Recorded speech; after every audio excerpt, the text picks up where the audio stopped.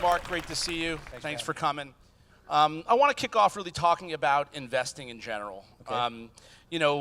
Everyone has a little insecurity, no matter where you are in America, about Silicon Valley. They got Stanford. All the big, unicorns are coming out of there. But you see, Mark is very long on LA, as all of we are, and Steve Case is doing Rise of the Rest, which is about other communities. What are the chances for other communities to become big hubs for technology and innovation and ultimately investing? I mean, there's a lot of big hubs already. We all tend to look at Silicon Valley, but the beauty of Silicon Valley isn't the money available for investment. It's the money available for exits. That's the only thing Silicon Valley has on Austin, LA, New York, Boston, Dallas, Atlanta.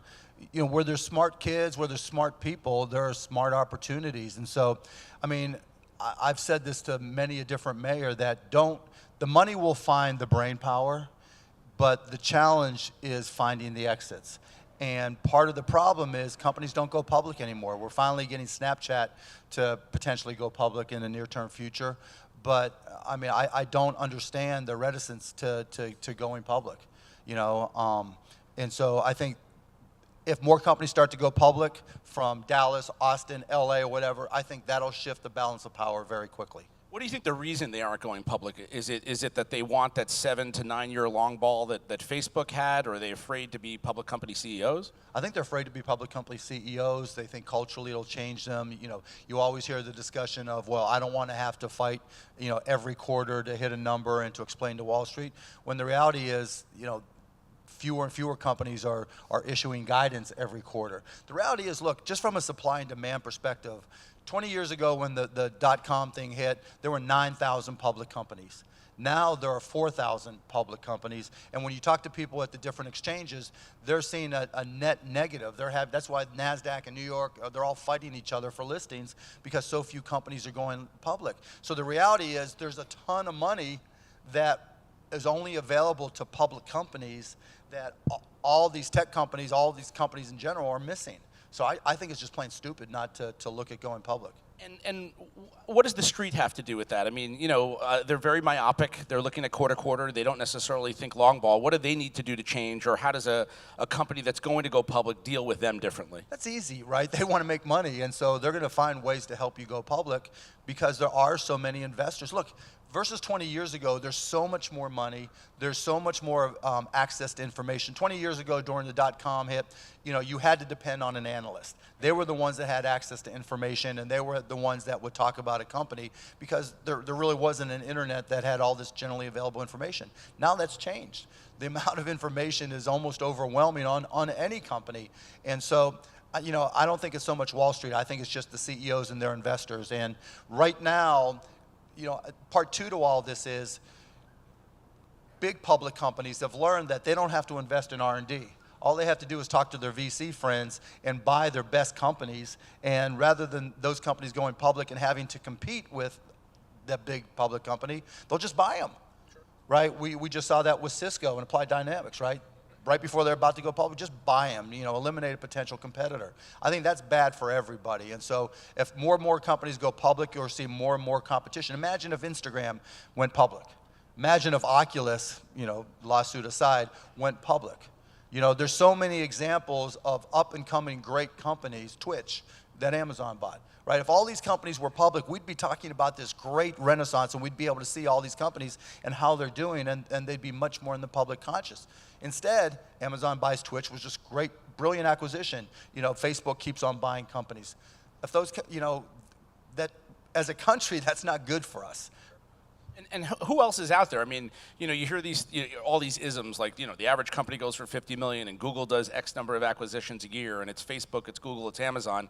Who else should be looking at these big technology companies? Certainly we're looking at AT&T buying Time Warner, maybe some other, consolidation of the media business. But why aren't we seeing more names picking off these companies in the Valley or any other startup hub?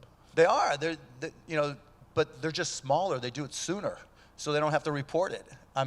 Apple, buys small company after small company. If you look in the AI / neural network / deep learning / machine learning / computer vision world, there's companies getting picked off left and right for 5, 10, 20, 30, 50 million dollars, but they don't need to be reported. And so, I mean, it's happening. It's just not the big, huge deals that you see. You've seen your colleague Dan Gilbert in Detroit, try to catalyze Detroit to being a little bit of a startup hub. Are you thinking about that in Dallas? How does that happen? Certainly Mark and his team have been huge and long on LA. We're talking about it constantly. I'm a transport. I just moved here. What do cities need to do to make it a hub? And do you have to move to San Francisco? No. That's what people always say. I mean, look, the number of San Francisco investments I've made has dropped by 90%. Woo! I mean, I've got a bunch of LA companies, but Dallas, for tech in particular, or media, the cost for a startup is so low right now. It's more about finding talent. Where are you finding smart people? Events like this are amazing, right? Because it's where you get the network and you get to make investments. And so it's not so much about, people having to move. Anywhere where there's a good school, there's going to be a great student, or 5 or 10 or 20. And, to me, smart VCs, smart investors, Angel C, whatever it may be, are going to those schools. And so rather than saying, and I'll work with entrepreneurs in Dallas, I'll have a soft spot, whether it's on Shark Tank or anybody close by, and I'll try to help them. But the reality is, wherever you feel comfortable, wherever you have the most brain power, I went to school at Indiana University, and so there's tons, Hoosiers, who? But, there's tons of great talent there. So when I go back and talk to people there, I'm not like, come move to Dallas, let's make it the hub. I'm like, I can text, I can email, I can communicate, stay right there. So local VCs should really be partnering and frankly investing in time with the universities to develop Yes. programs on coding and stuff like that. Look, it's all about smart people. Smart people have the ideas. Smart people learn how to execute. It's not about a location. It's not about a desk. Having all these resources here in LA is great, but it's not like it's hard to go anywhere in this country to get access to resources. It's not like there's a gate around LA, at least not yet, for us to come, and visit. Coming soon. So, yeah, I'm not as big on. Look, someone who's in LA, I'm not going to tell them to move anywhere else, because, like Tyre did a great job saying, there's so many great resources here. Somebody in Dallas, Austin, the same thing. It's more the brain power matters to me, particularly now. We're about to go, with all the AI stuff, we're about to go through a technological period that is going to just dwarf the last 30 years. What happens in the next 5 to 10 years is just going to blow everybody away, and it's not about location at all. So what do you look for when as an investor, if I grew up and there were rock stars and movie stars, today you want to be a tech leader, you want to be a mogul, you want to be a product guy. And certainly you on Shark Tank is, catalyzing Americans to be entrepreneurial even more, to think about technology and new companies. What do you look for when you're looking at an entrepreneur? How do you look at an investment? Do I think they're smart? Do I think they understand the concept of continuous learning? Do I think they're willing to put in the time to execute? Do I think they're willing to sell? Do I think they care about making a profit? And believe it or not, that last one is typically the hardest one to find. Oh, we got downloads, great, or we got this, we got that, but at some point you have to make money. And so I think that's really been a big part of the deciding factor, particularly obviously on Shark Tank. But, again, now I spend you talk about continuous learning, 90% of my reading right now is learning about neural networks, deep learning, adversarial networks. I mean, it's crazy, but that is where everything is going. And so all of the investments I'm looking at making are something related to, the artificial intelligence world. So you have investment thesis. A lot of people, it's happenstance, it's the deal flow they have, it's the idea that they see, but you're actually zeroing in on something. Right. Historically, it's more happenstance, right? I like these people, sometimes you're right, sometimes you're wrong. Aaron Levy sends me an email, okay. Travis sends me an email, man, your valuation's too high. Some you win, some you lose. But, now I think, again, look, I'm old. I got started in the PC industry. I was one of the first local area networking resellers in the country way back when. I saw what was happening early, and I got up early, right? Same with streaming, same with high definition, and yada, yada, yada. But now, right, artificial intelligence, deep learning, machine learning, whatever you're doing, if you don't understand it, learn it. because otherwise you're going to be a dinosaur within 3 years. I don't care if you just graduated from college. We talk about where people are going to work and the types of jobs that are going to be available. It's not so much what's going to be replaced. You know, Mark Andreessen said software is going to eat the world, right? Now automation is going to eat the world. When I first got started, we automated mechanical things, right? You had a 10-key adding pad, you had a ledger book, you used a spreadsheet. Car construction. Yeah, whatever, right? Then you connected them into a network, a local area network. Then local area networks connected into wide area network. Then we got the network effect. Then that gave us Facebook and Snapchat, et cetera. Now the process of automation is about to be automated, which means it's not going to be that long where what we think now is a phenomenal job programming might be gone. It's all math, right? All that math can be automated. And so the point being that we're going to go through a dramatic change. Wherever there's change, there's opportunity. And if you don't get caught up on that, you're going to get left behind. And that's the excitement, and that's also the scary part. So let's shift to media. You know, for many years, you and I have talked about the future of video, what's going on in the media business. We're certainly seeing consolidation. You had Comcast and NBCU, AT&T, Time Warner's happening. I know you've recently given some testimony around AT&T. What do you think's going on with the media business? We've got minutes dropping at television, yet quality of content is greater than ever before. Right. But users are slowly starting to disengage. And while cord cutting is not a major thing, that is the precursor to cord cutting. So why Time Warner, AT&T? Why does that make sense? And what do you think about the video business in general? Well, first of all, everything is content. Bits are bits. You know, back in the day, we used to go to a physical form of our entertainment or information, television, books, magazines, CDs, whatever it may be. That's gone. Now it comes to us. And so whatever it is that can get to us in the most efficient and most entertaining way, that's what we're going to grab onto. And so when I testified saying that AT&T Time Warner was no big deal, it's because the reality is most of our content doesn't come from them, right? It comes from Facebook, it comes from Snapchat, and that, you know, et cetera. And those sources are growing. You know, I saw something that said of digital ad revenue growth, Facebook and Google are grabbing 85 or 86% of it.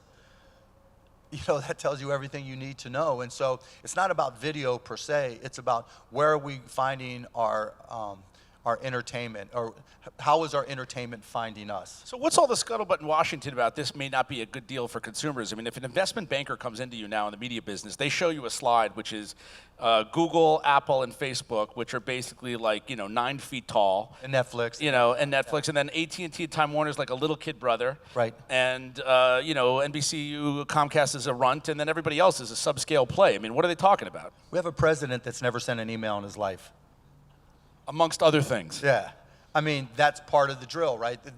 You know, when I sat there and I looked at all these faces, you know, you can tell when the eyes are starting to glaze over. And it's just, they don't think about these things, right? It's, you know, the way things have always been done. That's why television is such a big driver for them in terms of communicating with their base. And so, you know, that's just opportunity. They just don't see it. So I think you haven't sold a share of Netflix. You'd like some more Netflix? Yeah, I mean, I have not sold a share of Netflix. My two biggest holdings are Netflix and Amazon because I think they are the two best startups in the industry, with Google and Facebook being good startups behind them. And what are your thoughts on Amazon and video in general? You think they're the comer? Yeah, I think Amazon Video is good, but it's more a placeholder, right? It's their marginal cost to deliver video to their Prime members is minimal to them, and so if they're, you know, they obviously have the data. And if their customers see it as a perceived high-value feature, they'll keep on offering it. So I don't think they're trying to set the world on fire from a video perspective. Netflix, on the other hand, look, to take it one step further, how many great content companies are there, right? There's Disney, there's Netflix, Amazon's trying, right? After that. Yeah, I mean, that's it right now in terms of just constant, you know, yeah, get out of the park. You know, because content, everybody thinks they have the feel. Content's the hardest thing ever. Right? Music, video, films. Quick story. 10 years ago, a little bit more than 10 years ago, a guy emails me. The guy's name is Alex Gibney. No one's ever heard of him. He goes, I got this footage. Best doc director in the world. Got this footage from this company called Enron. It's exclusive. We want to do a documentary on Enron. I'm like, that's cool. What kind of footage is it? Oh, and he gives me the details, da-da-da. There's people who took home videos inside Enron. And I said, how much is it going to cost? He goes, $770,000. I said, let's do it. 12 minutes, I greenlit this movie called Enron, the Smartest Guys in the Room.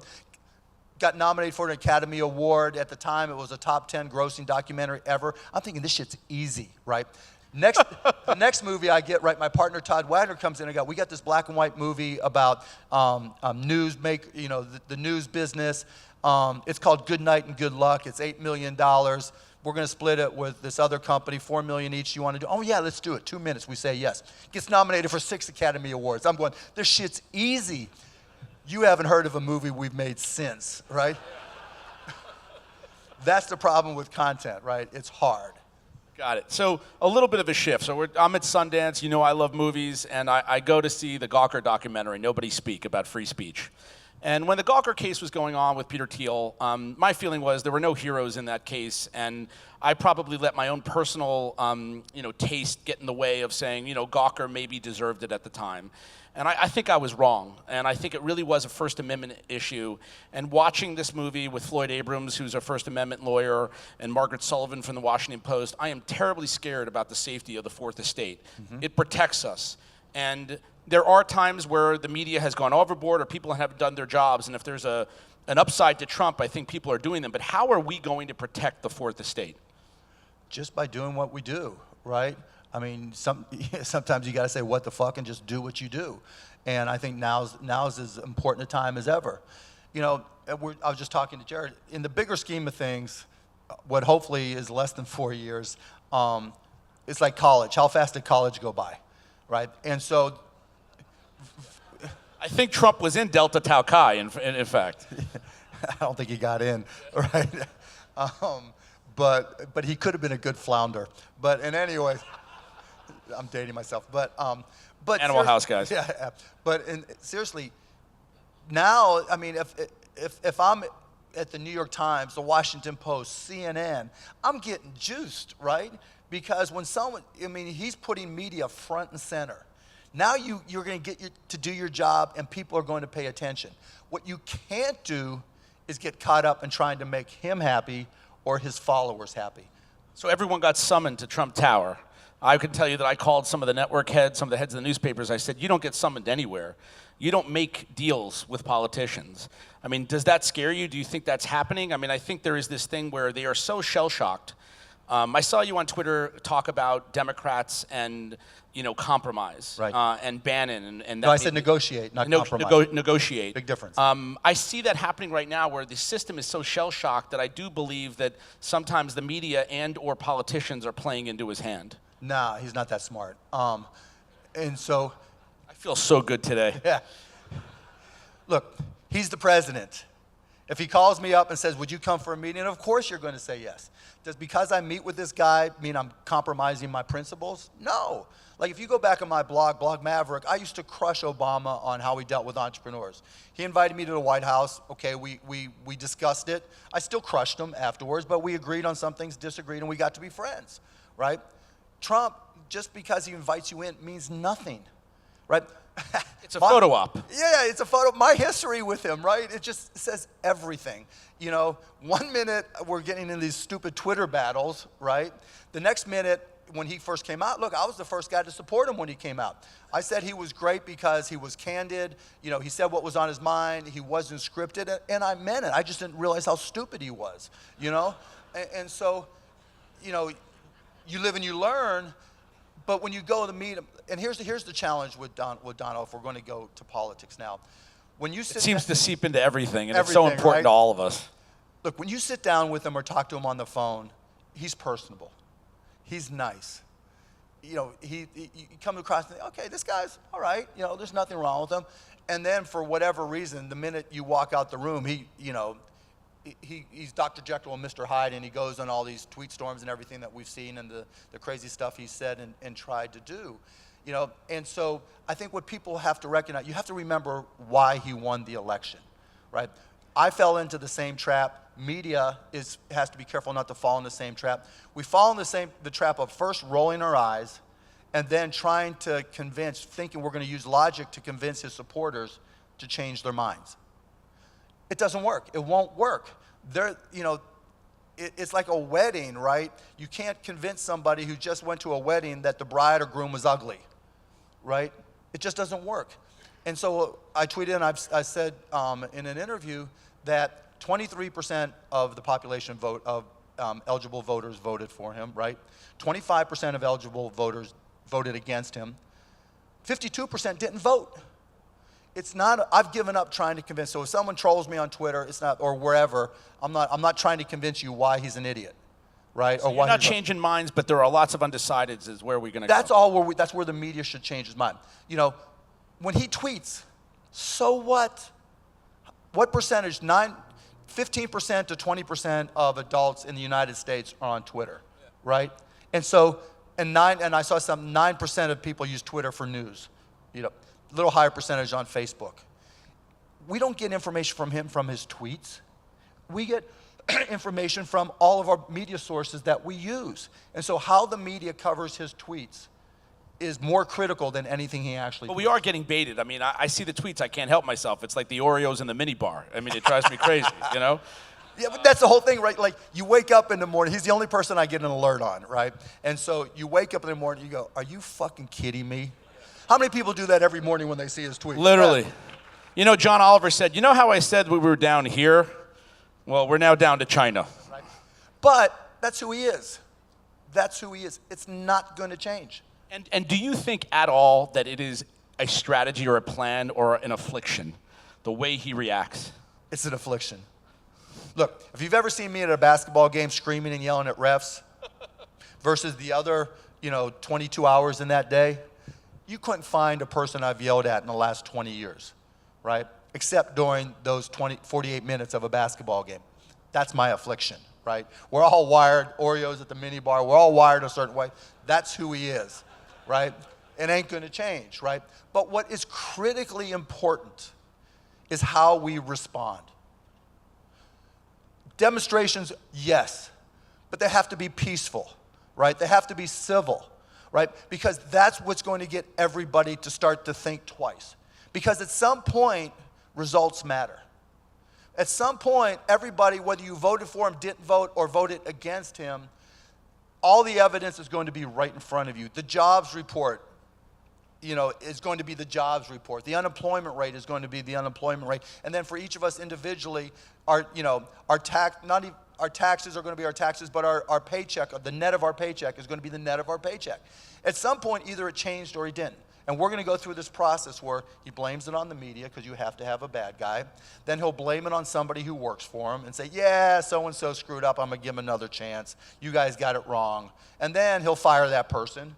And then they'll bring in another person. Then at some point, we'll all realize it's not us, it's him, right? But you can't try to change everybody's mind.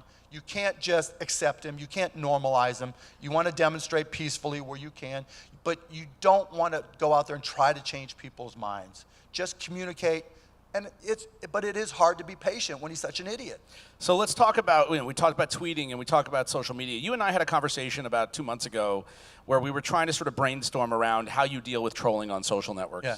And I had dinner with Dick Costello night before last, former CEO of Twitter, and he mentioned here that he thought that he had handled the trolling on Twitter improperly. Right. And you had come up with an idea in our conversation about how to handle it as one of the ideas. And I mentioned it at dinner, and he literally looked at me and he said, brilliant, I should have done it. Do you remember what the idea was on how you deal with trolling? Well, we're working on an app to do just that. But of course you are. Why not? But the reality is we need to take control of who responds to our tweets, right? And so if I say something and Jason wants to troll me, I should have the opportunity to kick him out of the thread. It's that simple. And I should have the opportunity trollers don't troll because they want to say something. Trollers troll because they want somebody to notice them, right? And so if you can just extract them from a thread. So if I say something about the president and 10,000 trolls or more show up, I can bam, bam, bam, bam, bam, exclude you from this thread, or permanently, they can't troll anymore. Or in general, I think what you had said in the email was just allow the permission for the tweeter to say you can reply or you can't reply. Well, you yeah, can retweet or you right? can't retweet. Same difference, yeah. Yep. And so if I say, Jason, you can't reply to my tweets, you're done. And the other part of it was, I can make all my replies private, And that's a big part of what we're doing in this new app. And so if all my replies are initially are private, and then I can say public, public, public, just as an option, gone. Can Twitter fix the problem? I mean, can they? There must be something in their code that prevents them from doing all this, right? Because common sense says it shouldn't be this difficult. And I get that they're trying to say we want to be open and you know, free speech, et cetera, except for hate speech, but there's got to be something else. And I mean, you look at big companies, you look at Google, you look at Facebook, their business is advertising. Their way of getting it is engagement. These things breed engagement. There is like really a clash between monetization and safety and decency. How are these companies handling it? I mean, you know, what are they to do?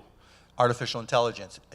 It's going to be the machine that does it. You think I'm kidding? I'm telling you, we all need to really start thinking about shrinking our digital footprint, because everything you say, do, or write online is going to be data input, not even to an algorithm, but to a neural network, et cetera, that is going to come back and know things about us that we didn't know about ourselves. I'm going to be even more alone. That's very sad. Let's switch to sports for a second. So, you want to keep on talking about these really uplifting, exciting. Listen, you know, Mark and I have some interests we wanted to bring up, and you've got opinions, so this is the forum, baby. Let's talk about sports for a second. So, obviously, you know, the NBA, the NFL, MLB, these are part of American life. They've largely been monetized through television and television deals, and yet there is a generation that is disengaging slowly with television, and that's where a lot of the money comes. So how do you feel about sports rights going forward and the direct-to-consumer possibilities for an NBA? What should we be thinking about, and what should Adam Silver be thinking about for the future for new audiences? Well, you know, we started talking a little bit before about video. Video isn't necessarily TV, right? And the thing about TV, historically, is there were 500 channels, and once people turned on their TV, how do you get them to go to your network, right? And sports were great. Live sports were even better. And so sports allowed it to stand out. You had to go there to get the live sports. It's an even bigger problem to solve online over the top, because there's an unlimited number of choices. So when there's 500 choices, the value may be here, but when there's unlimited number of choices, the ability to attract an audience at all, even though the numbers in absolute terms might be smaller, is dramatically higher. And yet you think sometimes the leagues have such an ego about we are a definitive, there's never going to be a replacement for us. I don't believe that with next generation. That's why I asked the question about. Well, yeah, I mean, just look at League of Legends and esports, et cetera. And look, here's the net of the problem. I have a 7-year-old son, a 10-year-old daughter, and a 13-year-old daughter. But particularly with my 7-year-old son now, we go and he decides he wants to play baseball. Watching 7-year-old kids play baseball is different than when we were 7 years old playing baseball, because they have no ideas what the rules are, because they've never watched a game. Basketball and soccer they get because it's pretty simple. My son signed up for flag football. I'm like, you want to watch football? No. I mean, I want to play Minecraft. I want to watch Minecraft videos, you know, whatever games, you know, Clash of Clans, etc. You know, no, but this will help you learn the rules and you'll get a... No. You go to his flag football game. Hike. Right? No, run. Or, you know, kids catch the ball. It's crazy. And so that's the real problem. So for all of us, you know, earlier generations, you know, sports, there was some aspect of religion to it, right? I grew up in Pittsburgh. You were a Pirates fan, you were a Steelers fan, or you didn't show your face, right? And so that's dissipating quickly. That's our big, it's not, the medium is not the problem. It's the indoctrination, the lack of indoctrination, that's the problem. But also the games seem to be, I mean, obviously for safety reasons, the games are slowing down. Football's slowing down because of... Football's in deep shit, right? I would not let my son play football. Period, end of story.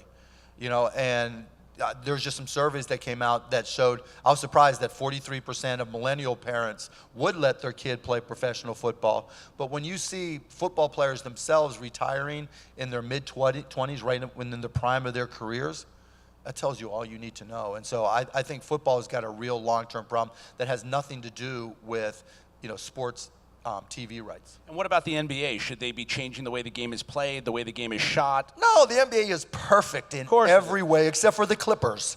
Yeah. By the way, my best friend emailed me before he knew I was going on stage with you, and he said, I want you to ask Mark about leadership and competition. And I always get emails from people saying, I know you're in the curation business. I want to have a curation startup. Can you give me some advice? And I'm thinking, I'm a good guy. People help me, but this guy may be a competitor. And he goes, your best player, Dirk, was thinking about helping train a player from another team over the summer. You're a leader. You're on Shark Tank. You're the, American leadership. Tell me what you think about that. Oh, okay, so there's what I'd say to the media, and then there's the truth, right? And when it comes to sports. President Trump, ladies and gentlemen. Right? Look, we love the guy. We would never trade him. Bam, 2 days later.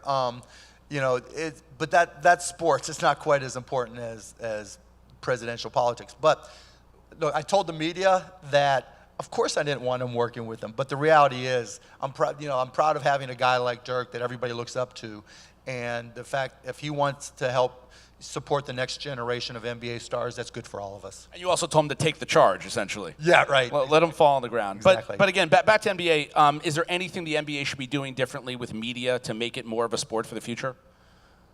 I think we have to work a lot more closely with games geared towards kids. Like the Mavs did put together an American Airlines Center Mavs game for Minecraft.